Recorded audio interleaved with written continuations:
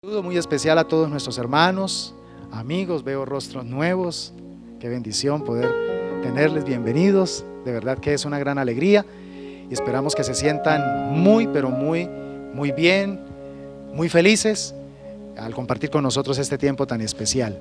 Que el Señor les continúe llenando de su gracia y que este momento en el que Dios le permite estar aquí sea un momento supremamente edificante, que la palabra que vas a recibir sea también muy bendecida. Y cómo no enviarles también un saludo a nuestros amigos que también en este momento nos están viendo y que se disponen a recibir también la palabra. Les enviamos un caluroso saludo y bueno, en cualquier parte del planeta donde te encuentres, reciba la palabra que Dios ha preparado justamente para este momento. Una palabra que sé que va a edificar poderosamente tu vida. Retira de tu entorno lo que te quiera entorpecer, te quiera distraer y deja que hoy Dios hable completamente a tu corazón. Quiero que por favor cierren sus ojitos. Vamos a hablar con el Señor. Dios, tengo tanta necesidad de que me direcciones en mi vida. Y gracias por traerme a tu casa. Gracias porque a través de tu palabra, en esta tu casa, voy a poder salir con herramientas y voy a poder salir inspirado para fortalecer áreas débiles y para seguir afirmando áreas fuertes en mí. Me dispongo, Señor, para que todo aquello que quiera ser un distractor sea sometido bajo el poder de Jesucristo, y pongo diligencia a mi mente y humildad a mi espíritu para recibir, oh Dios, lo que tienes para mí en este día. Damos muchas gracias en el nombre poderoso de Jesús. Amén y amén. Hace 8 días el Señor nos dio una palabra muy especial con respecto a los siervos de Dios. ¿Sí la recuerdan? Y hablábamos que la característica principal de todo siervo de Dios debe ser apasionamiento por su presencia. El verdadero siervo de Dios le da preeminencia, le da importancia a la presencia de Dios en su vida. Hoy vamos a hablar de algo que complementa, algo que genera un efecto cuando le doy prioridad a la presencia de Dios en mi vida. Y es que cuando Dios es lo más importante para mí, me empiezo a apasionar también por sus caminos. Empiezo a sentir un anhelo profundo por conocer las sendas de nuestro Dios. Y no solamente conocerlas, sino también empezar a encaminarme por ellas. Por eso leamos 2 textos de la palabra que encontramos sobre el tema de los caminos de Dios. El primero lo encontramos en el Salmo 86, versículo 11. Lo voy a leer en la Reina Valera 1960. Enséñame, oh Jehová, tu camino, caminaré yo en tu verdad, afirma mi corazón para que tema tu nombre. ¿Cómo podemos afirmar nuestro corazón? Encaminándonos en las sendas de Dios para temer su nombre. Salmo 25, versículo 4, en la Nueva Traducción Viviente, nos dice: muéstrame la senda correcta, oh Señor, señálame el camino que debo seguir. Yo encuentro en este salmo, y específicamente en esta palabra, encuentro que el salmista tiene como una urgencia porque Dios le muestre, le revele, le quite la venda para que él pueda tener claridad por dónde debe andar. Está como desubicado y dice: Señor, aquí por dónde debo dirigir mis pasos, muéstramelos, Señor, revélamelos, porque no quiero apartarme de tu voluntad, porque no quiero alejarme de tu presencia. Y esa es la tesis que quiero plantearte en esta mañana con esta palabra. Para poder conservar y permanecer en la presencia de Dios, pues tenemos que garantizar en nuestra vida que nuestros pasos estén siendo encaminados por la senda de Él, por las sendas del Señor. El mundo, la carne y Satanás siempre van a plantear diferentes caminos, pero van a ser caminos que no nos van a llevar a la presencia de Dios, nos van a alejar de la presencia de Dios. Por eso, el efecto natural de amar la presencia de Dios va a ser precisamente desear, conocer y caminar en los caminos de Dios. Juan capítulo 14, versículo 15, El Señor Jesucristo lo dijo de esta manera: si me amáis, guardad mis mandamientos. Iglesia, esto no significa otra cosa que si queremos habitar en la presencia del Señor, pues entonces tenemos que definitivamente someter nuestra vida a los mandamientos y a las ordenanzas del Señor. Lo uno nos va a llevar a lo otro. Yo no puedo pretender vivir la experiencia de la presencia de Dios en mi vida siendo un rebelde, siendo una persona que no me someto a Dios. Quiero que Dios me bendiga, quiero que Dios me dé experiencia en su presencia, pero quiero vivir la vida a mi manera. Eso es una contradicción, eso no es posible. Entonces, si valoramos su presencia, valoraremos por consiguiente sus preceptos, sus mandamientos. Ellos se van a convertir en lo más importante para nuestra existencia. Quiero decirte, mi amado hermano, que nuestro Dios es un Dios que desea que nosotros le conozcamos. Él desea que nosotros nos acerquemos a Él. Por eso Él se acercó primeramente a nosotros, ¿verdad? Nosotros estábamos muertos en nuestros delitos y pecados. Nosotros estábamos arruinados eternamente. A veces trato de dejar volar mi imaginación con base a esta verdad, y hay un momento donde se llena de profundo temor mi alma y dimensiono en realidad qué sería de mi vida, qué sería de mi ser, que es eterno. Una vez creado soy eterno. ¿Qué sería si Dios no hubiese tomado la decisión de acercarse a mí? Yo me encontraba muerto, yo me encontraba completamente separado de Dios. Nunca sería por mi propia capacidad sería capaz de acercarme a Dios. Pero ahí es donde se ve la característica del amor de Dios, que Él se acercó a nosotros, Él se acercó a mí.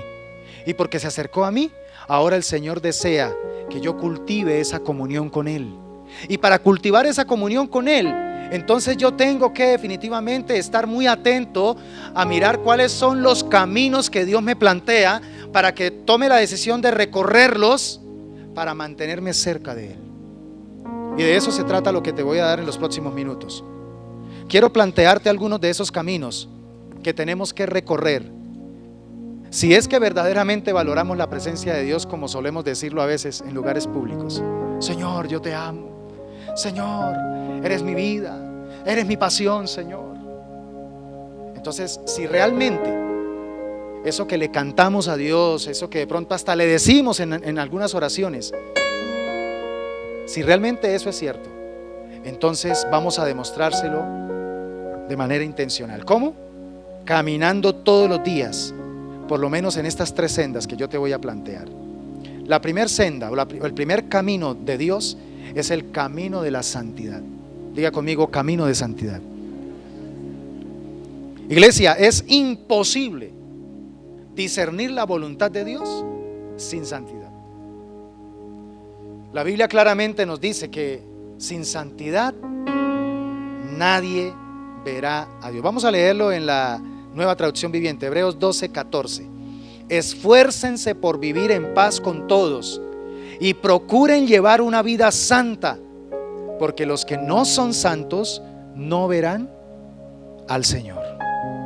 ¿Más claro no canta un gallo, cierto? Porque los que no son santos no verán a Dios, al Señor. La palabra en hebreo para santo es kadosh. Y esta palabra es bien interesante porque plantea la idea de separado de y apartado para. El separado de es una connotación de pureza. Dios nos ha separado del pecado, ¿sí? Y eso da una connotación de pureza. Pero somos apartados para, eso da una connotación de propósito. O sea que siempre que usted escuche en la Biblia o alguien hable sobre santidad, usted tiene que relacionar esta palabra con esas 2 palabras: pureza y propósito, ¿sí? Pureza y propósito. ¿Para qué? Para que usted avance, porque la santidad es un camino. Si usted se queda solamente con el concepto de la pureza, pues se va a volver hasta una persona legalista, donde su principal propósito en esta tierra es juzgar a los demás porque usted se siente más santo que los demás, ¿sí? Y entonces usted empieza a respirar con aire de orgullo. Es que, como el fariseo, gracias Señor porque yo no soy como ese publicano. Y empieza a sacarle la lista al Señor de las cosas buenas que usted hace para Él. Entonces por eso hay que equilibrar el concepto de pureza con el concepto de propósito. Dios me rescató del pecado y de la muerte y por ende del infierno para algo. Y sobre ese algo es que yo tengo que enfocarme. ¿Para qué? Para que el día de mañana, cuando llegue delante de su presencia, Dios pueda recompensarme, ¿sí? Porque es sobre el propósito, sobre cuánto he avanzado en esta tierra, en el propósito que Dios planteó para mí aquí. Sobre eso es que Dios me va a recompensar. Entonces el cristianismo no es solamente vivir huyendo del pecado, porque a veces vivimos un cristianismo así. Cristianos que viven todo el tiempo solo luchando contra el pecado. Y yo siempre doy mi consejo pastoral. ¿Quieres sentirte más fuerte frente a esa tentación? Pues no se enfoque en cómo vencer esa tentación. Enfóquese en cómo activar el propósito de Dios en su vida. Y cuando usted entienda para qué Dios lo llamó, usted se va a apasionar por ese propósito. Y cuando ya se dé cuenta, toda su energía y toda su fuerza y todo su deseo va a estar precisamente en agradarlo a Él. Y el deseo por el pecado se va a debilitar. ¿Me entiendes? Pero si vivimos todo el tiempo enfocados en ¿cuándo será que voy a ser capaz de vencer la pornografía? ¿Cuándo será que soy capaz de vencer el mal hábito del chisme, de la mentira? No, enfóquese en preguntarle a Dios: bueno, Señor, ¿para qué me creaste? ¿Para qué soy bueno aquí en esta tierra, Señor? Porque entiendo que sobre eso es que me vas a juzgar. Sobre eso es que me vas a decir: ¿fui buen siervo o fui un siervo malo y negligente? Entonces esto no es un juego. Ya tú resolviste el problema del pecado, Señor, gracias por Jesucristo en la cruz. Pero ahora yo tengo una situación que resolver contigo, y es convertirme en un siervo fiel. Y el camino de la santidad me va a propiciar eso. Cuando hablamos de caminar en la santidad, estamos hablando de que cada día vamos a acercarnos más en hacer lo que Dios quiere que Él nos pide que hagamos. Entre más amemos la santidad, más desearemos hacer lo que Dios nos mandó a hacer. Henry Blatcavey, en su libro Los Caminos de Dios, usted puede buscar ese libro espectacular, Los Caminos de Dios. Él dice lo siguiente con respecto al tema de la santidad: la santidad es el requerimiento de Dios para tener una relación con Él. O sea, sin santidad no aspire a disfrutar de la presencia del Señor. Y él va a agudizar su argumento diciendo: debido al pecado, nuestros caminos pueden parecernos correctos ante nuestros propios ojos, pero que al final son caminos de destrucción. Cuando nosotros no le damos valor a la santidad, y menos aún cuando no queremos recorrer ese camino, entonces empezamos a darle valor a las cosas malas que estamos haciendo y las justificamos. Claro, no tenemos un norte para poder medir: ¿esto le agrada a Dios o no le agrada a Dios? Y entonces empezamos a pensar que esto que yo estoy haciendo, según mi valoración, le agrada a Dios. Y terminamos llamando bueno aquellas cosas que son malas. Y ahí es donde se cumple lo que dice también un proverbio: hay caminos que al hombre le parecen derechos, pero su fin es camino de muerte, ¿sí? Su fin es camino de muerte. El caso de Moisés, con lo primero que se confronta Moisés cuando Dios lo llama para ese propósito extraordinario de sacar a los israelitas de la esclavitud de Egipto, es que él se encuentra con la santidad de Dios. Frente a la zarza, el Señor le dice: quítate el calzado, porque el lugar en el que estás parado, tierra santa es. La santidad. Y por eso es que dice la palabra en Hebreos que él tuvo miedo de mirar a Dios. Tuvo miedo, porque la santidad en el hebreo tiene una connotación también de terror, ¿sí? El kadosh genera en el corazón humano, por su pecado, genera terror. Porque cuando el pecador es expuesto ante la santidad de Dios, se da cuenta que lo único que merece es ser fulminado, ¿sí? Ahora, ¿cómo se empieza a menguar un poquito el efecto del terror de la santidad de Dios en el ser humano? Cuando aparece también en el carácter de Dios su misericordia. La misericordia es no recibir lo que sí merecemos, ¿sí? Y luego el Señor todavía nos demuestra más misericordia, también revelando su gracia, donde entonces dice: mira, no te voy a dar lo que mereces, ¿sí? Pero también te voy a dar lo que no mereces. Y ahí está el binomio de oro: misericordia y gracia. Y entonces con la misericordia y la gracia de Dios es que es posible que nosotros recorramos la senda, el camino de la santidad. ¿Cuánto me están entendiendo?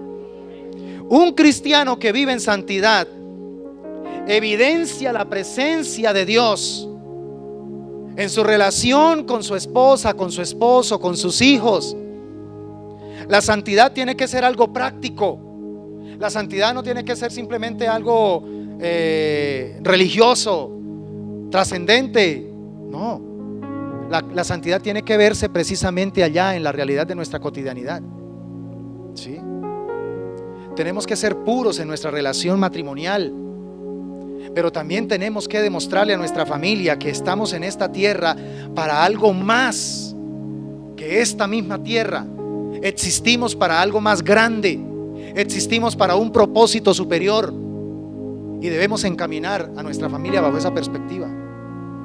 Nos espera aún más allá, y de eso vamos a hablar en unos minutos más adelante. Pedro, en su primera carta, capítulo 2, versículos 11 y 12, dice: queridos amigos, ya que son extranjeros y residentes temporales, les advierto que se alejen de los deseos mundanos que luchan contra el alma. Procuren llevar una vida ejemplar entre sus vecinos no creyentes. Así, por más que ellos los acusen de actuar mal, verán que ustedes tienen una conducta honorable y le darán honra a Dios cuando Él juzgue al mundo. ¿Es importante la santidad para el cristiano? ¿Sí es importante? Es muy importante. Ahora, yo resumo este primer camino de la siguiente manera: poca santidad revela poca presencia de Dios en nosotros, ¿sí? Entonces, si últimamente usted ha sentido que como que Dios lo tiene abandonado, se ha sentido abandonado por Dios, se ha sentido que Dios no le responde, que Dios como que no lo consiente como sí consiente a otros, y se siente hasta celoso, revise su santidad, ¿sí? Revise ese camino.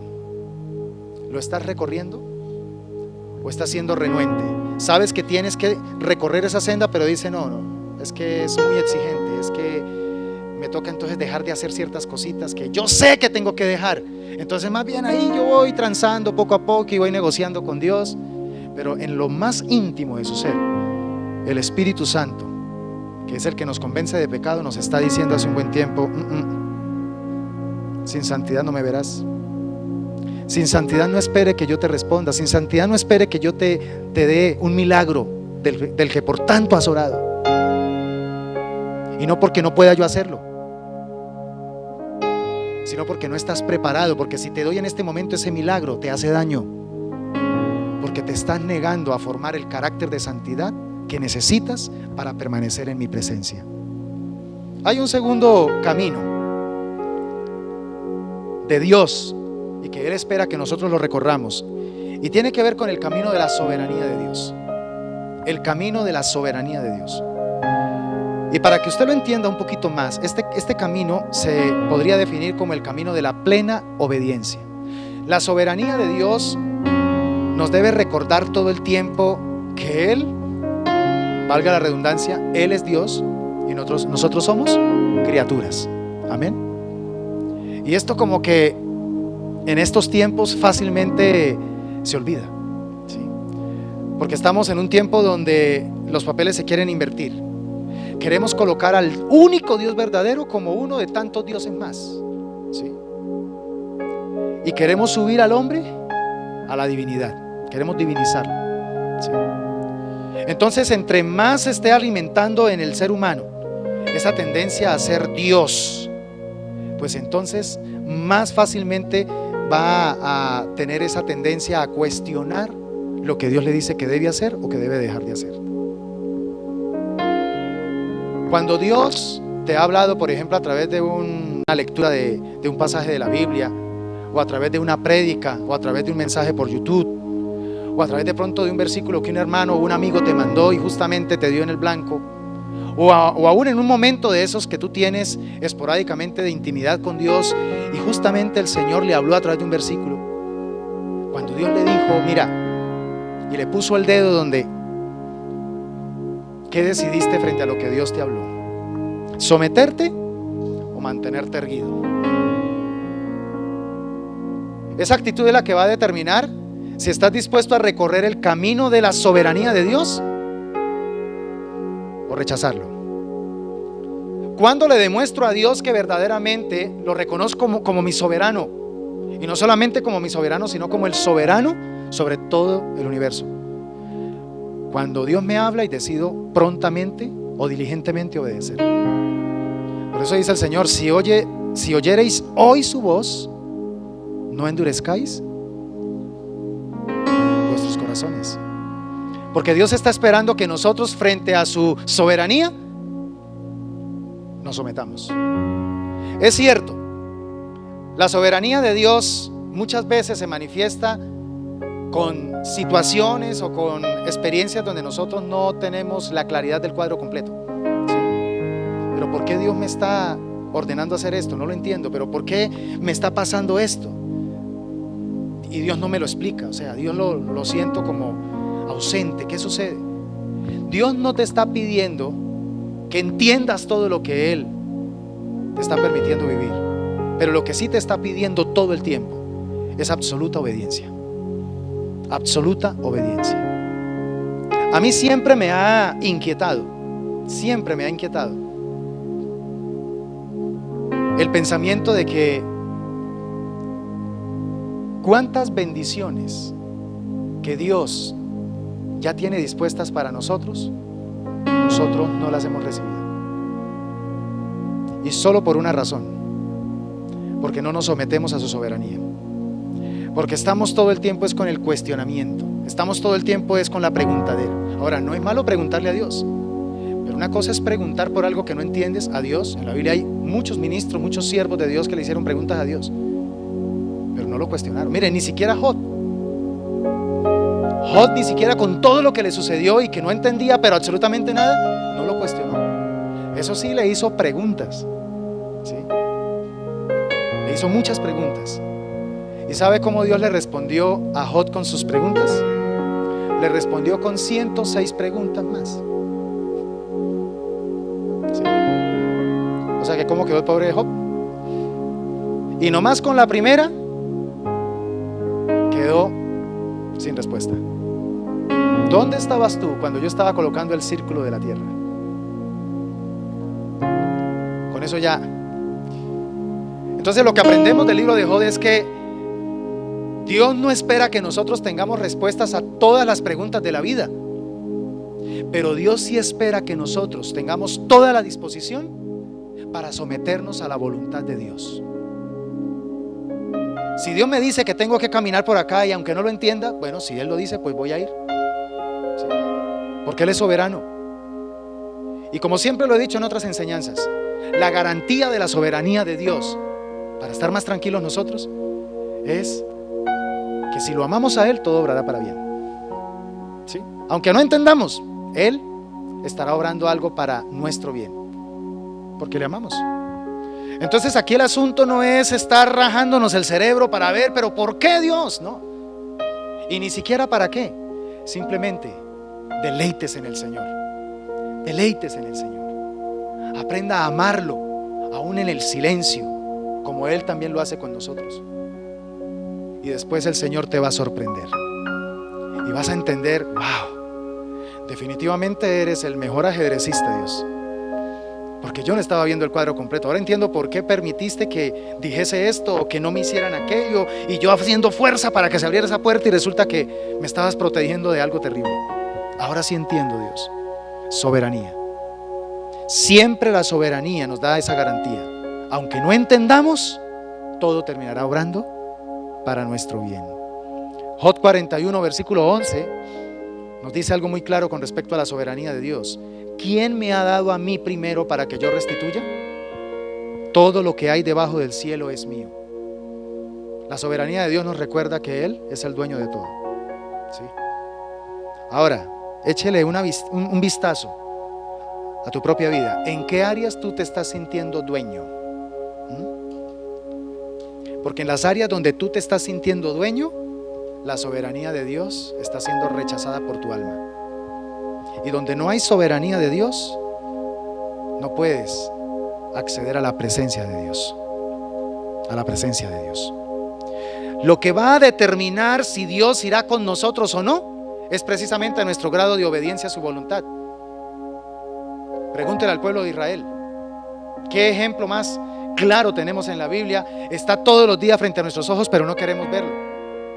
Mire, el pueblo de Israel rechazó la soberanía de Dios. Lo rechazó a través de su siervo, a través de su caudillo, Moisés, rebelándose todo el tiempo cuestionando lo que Dios hacía. Y cuando el Señor permitía que el pueblo pasara por cierta circunstancia desafiante, en lugar de alabar a Dios y de evocar los milagros del ayer y decirse a sí mismo, si lo hizo ayer, lo va a hacer hoy, ¿sabe qué hacía el pueblo de Israel? Caía en la queja, en el cuestionamiento. Atacaba a Dios atacando a su siervo Moisés. Era lo mismo. Hay que tener cuidado cuando hablamos mal de los ministros. Y entonces hubo momentos donde el pueblo de Israel deseó apedrear a Moisés, y si Dios no hubiese descendido, lo hubiesen matado.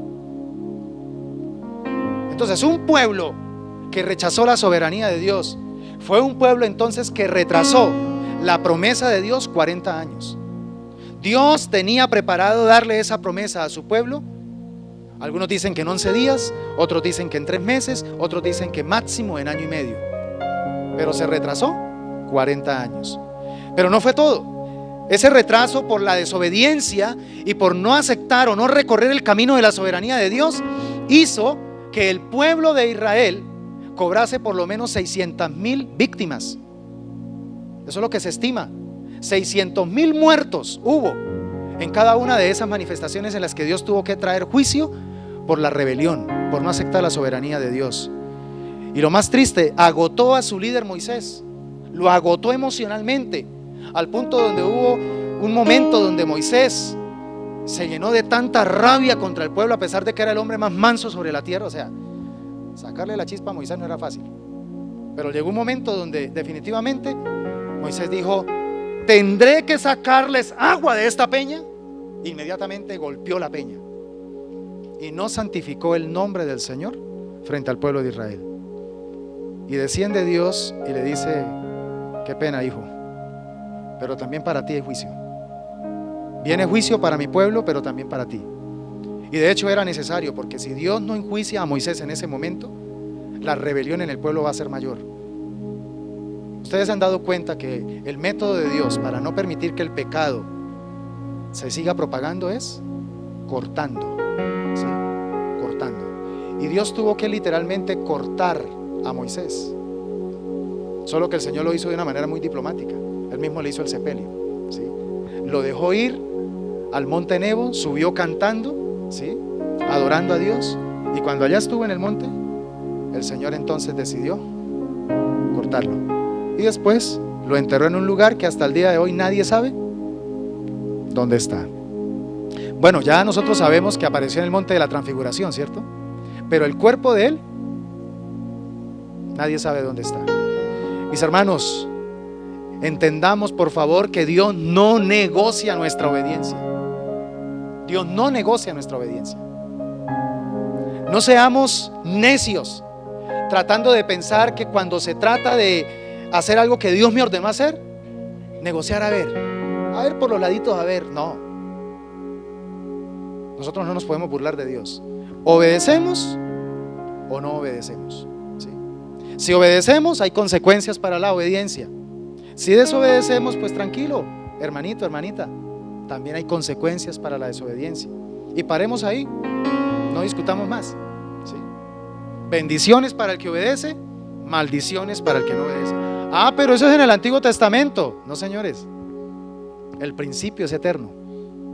El principio es eterno. y se ha manifestado no solamente en el pueblo de Israel, sino en el resto de las naciones de la tierra, tanto en ese tiempo como ahora. ¿Qué está pasando con los Estados Unidos? Los Estados Unidos fueron formados sobre la base de la ley de Dios, de los mandamientos de Dios, y los padres de la patria americana decidieron, obviamente, darle prioridad a los mandamientos de Dios, obedecer a Dios, respetar la soberanía de Dios, el gobierno de Dios sobre esa nación. Y en pocos años se convirtió en la potencia más extraordinaria del planeta. Potencia no solamente a nivel económico, eso es lo de menos. Potencia evangelizadora. El planeta Tierra conoce hoy del evangelio al nivel que lo conoce gracias a Estados Unidos. Pero ¿qué está pasando ahora? Desde hace unas décadas atrás empezaron a retraer la palabra, la ley de Dios, empezaron a rebelarse en los mismos estadounidenses, especialmente los gobernantes, empezaron a rebelarse contra la soberanía de Dios. Y ahora estamos empezando a ver los resultados y lo que le espera. Estados Unidos tendrá que desaparecer dentro del marco profético de los últimos tiempos, desaparecerá como potencia. Porque eso es lo que le espera a un hombre, a una familia, a una nación que rechaza el camino de la soberanía de Dios. Porque cuando rechazamos la soberanía de Dios somos rebeldes. Amén o ay, ay, ay.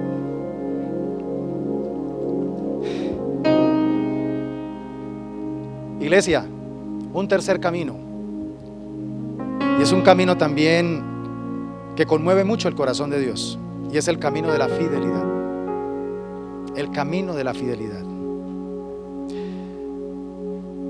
Yo creo que tenemos que empezar, hermanos, a recuperar un poco más la mentalidad que Dios tiene con respecto a nosotros. ¿Sabía que Dios nos ve como su desposada? A ver, ¿cuántos casados hay aquí? Levanten la mano.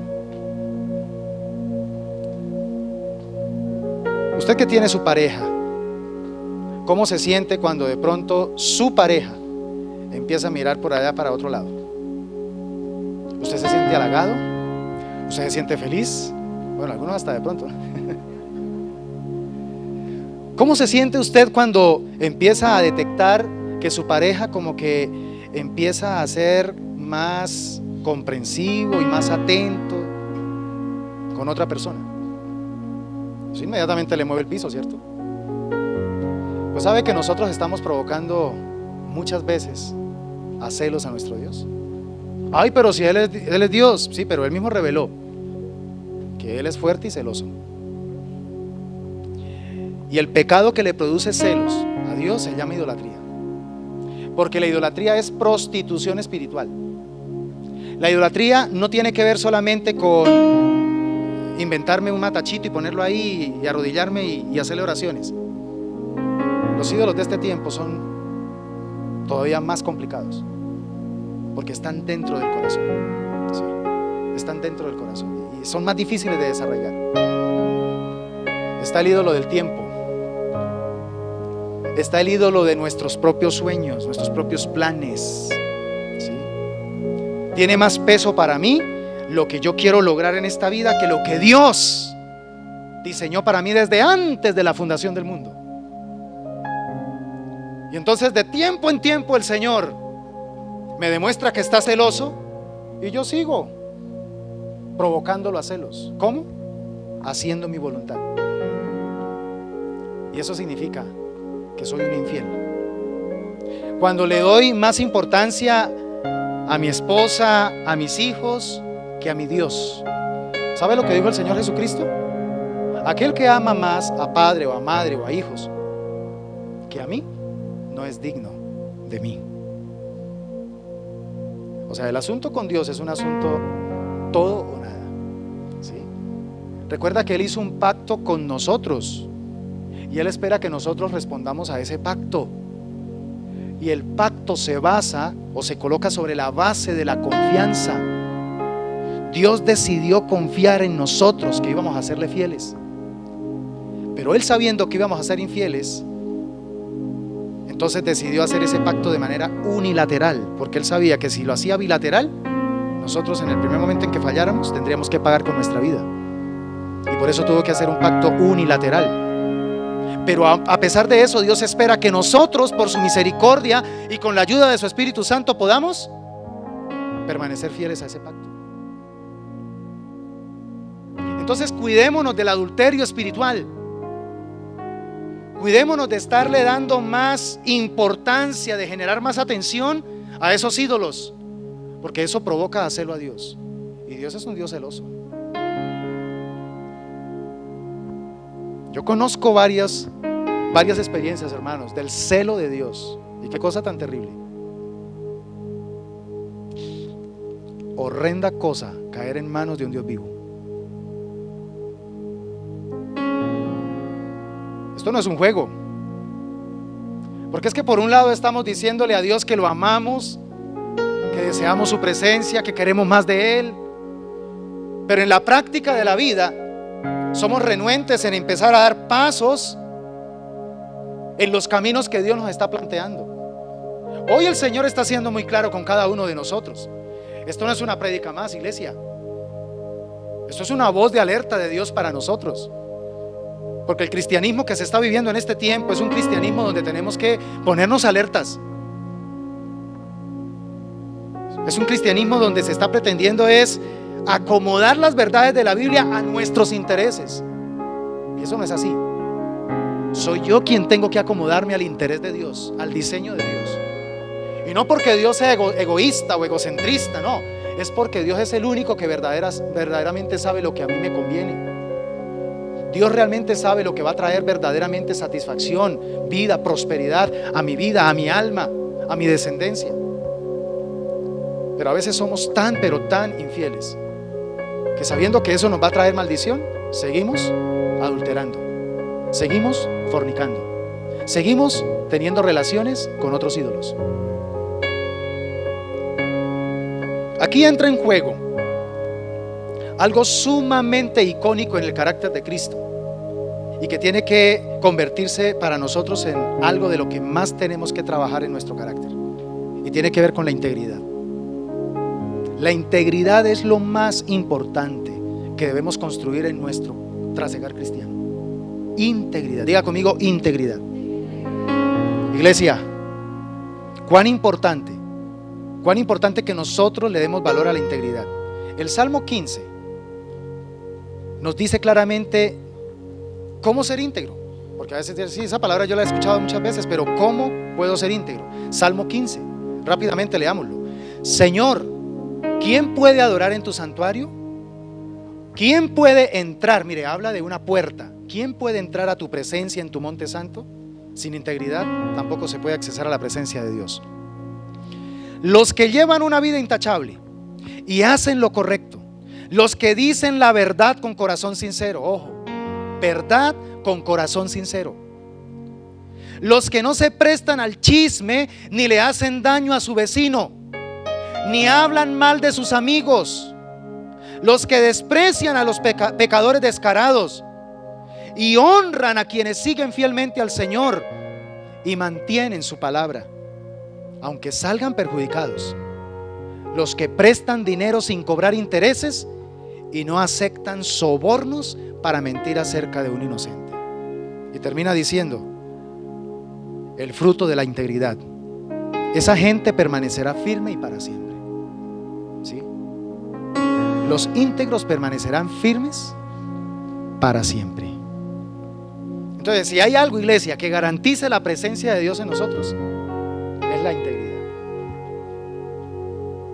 Si somos hipócritas, si siempre utilizamos mascarillas de acuerdo a los escenarios y buscando siempre mirar a ver qué puedo sacar de esta situación, qué ventaja puedo sacar de esta situación, hermanos, cuidémonos, porque el antónimo de la integridad es la hipocresía. Y si hay algo que detesta a Dios en su corazón, es la hipocresía. ¿Sí? Porque la hipocresía tiene que ver con esa clase de persona que conoce cuál es la verdad, pero quiere tergiversar la verdad y la usa para su acomodo. Y eso lo odia el Señor. El Señor le dijo a los hipócritas de su época, que eran los religiosos, les dijo: los veo ardiendo en el fuego del infierno. Una de las cosas más terribles que Dios ha dicho, Jesucristo ha dicho, y se lo dijo de frente a los hipócritas. los veo ardiendo en el fuego del infierno. Hermanos, el llamado de Dios es a que crezcamos en fidelidad. A mí me preocupa cuando uno empieza a detectar que hay parejas que se acostumbran a tener una mala relación, como si eso fuera normal. O sea, hoy en día hay que aceptar que tener problemas y todo el tiempo estar generando un desgaste emocional en la pareja, eso es lo normal. Eso es normal para el mundo. Pero si somos creyentes y somos cristianos, en lo que más tenemos que trabajar es en fidelizar la relación, en que la relación no sea una carga, sino por el contrario, sea un promotor de la vida. El Señor, cuando le trajo a Adán, le trajo esa preciosa mujer, lo que le dijo fue: mire, usted necesita una ayuda idónea. O sea, le trajo una promotora de la vida, y no para que estén ahí como perros y gatos peleando. Esa no es la voluntad de Dios. Y discúlpenme, mis hermanos, pero es que con eso no estamos dando un buen testimonio ante el mundo. Todo el tiempo peleando y peleando, pero decimos que somos de la iglesia, decimos que somos cristianos, que amamos a Dios, pero no somos capaces de arreglar la segunda relación más importante en esta existencia, que es la relación con la pareja. Ahí sí toca lo que siempre me ha tocado decir en muchas partes: maduremos. Eso es pura inmadurez. Todos los problemas que sobre todo ya se están perpetuando en una relación, que no se entienden, que no se comprenden, que todo el tiempo es peleando, que llevándose la contraria, que por cualquier cosa hay disgusto, eso se llama inmadurez. Hay que madurar, sí. Pero como no queremos recorrer los caminos de Dios para accesar a su presencia, lamentablemente, hermanos, entonces no podemos experimentar madurez. Entonces lo mismo con Dios. Nos acostumbramos a siempre tener una mala relación con Dios. Y como estamos mal con Dios, pues a mí no me importa si en este momento estoy bastante necesitado de Dios, pues ahí, así no esté bien con Dios, pues voy a ir a pedirle que me ayude. Sin vergüenza. O sea, solamente le dirige la palabra a Dios cuando sabe que necesita algo de Él, pero no quiere arreglar su comunión con Dios, porque sabe que cuando decida arreglar su comunión con Dios, Dios le va a decir: venga, venid a mí y ponte a cuentas conmigo. Ahora, lo lindo del llamado de Dios no es para juzgarnos. Si tus pecados son como la grana, como la nieve serán emblanquecidos. Si fueren rojos como el carmesí, vendrán a ser como blanca lana. O sea, eso es lo lindo de papá. Entonces, ¿por qué le huimos a arreglar nuestra relación con Dios? Porque lo que Él más valora de nuestra relación es la fidelidad. Y aun si le hemos sido infiel, la Biblia dice que Él va a permanecer fiel. Entonces corramos delante de Dios, recorramos este camino, y estoy seguro que entonces volveremos a reconstruir la fidelidad. Yo quiero terminar diciéndote algo muy importante. Iglesia, no cometamos el error que cometió el pueblo de Judá en los tiempos del profeta Jeremías. Dios, lleno de misericordia y de bondad, a pesar de la rebeldía de su pueblo, le da un planteamiento muy claro, diciéndole allí en Jeremías 6:16: paraos en los caminos, mirad y preguntad por las sendas antiguas, cuál sea el buen camino, y andad por él, y hallaréis descanso para vuestra alma. Mire, Dios aquí diciéndole: mire, esto tiene esperanza, ¿sí? Se han portado re mal, han hecho muchas cosas malas, pero ¿por qué no vuelven nuevamente a encontrar los caminos que los van a acercar a mí? ¿Por qué no vuelven a buscar nuevamente la senda antigua, los principios eternos, para que vuelvan a hallar descanso sobre su alma y para que vuelvan a estar en comunión conmigo? ¿Y sabe cuál fue la respuesta de este pueblo? La misma respuesta de muchos hoy en día: no andaremos. Y con esto prácticamente quiero que te vayas en tu corazón. Dios te está diciendo de una manera muy personal: sé que amas mi presencia, sé que sueñas con algún día disfrutar más de mi gloria en tu vida, pero hay un requisito, y es recorrer unos caminos. Si no recorres esos caminos, nunca podrás accesar a mi presencia. Entonces, hoy te pregunto, hijo, ¿estás dispuesto a andar por estos caminos?